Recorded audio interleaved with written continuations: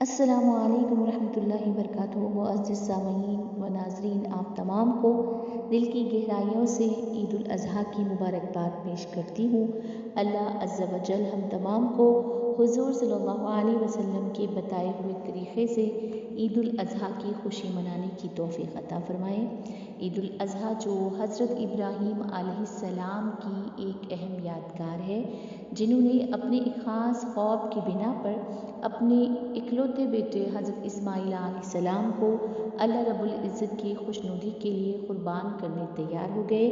और आज आलम इस्लाम के गोशे गोशे में आपकी इसी सुन्नत को हर साल माह ज़िलहज्जा की 10 तारीख़ को इस अज़ीमुश्शान क़ुर्बानी की याद ताज़ा की जाती है, जिसके बारे में अल्लामा इक़बाल फरमाते हैं, गरीब सादा व रंगीन है दास्तानी हरम, निहायत इसकी हुसैन इब्तिदा है इस्माईल।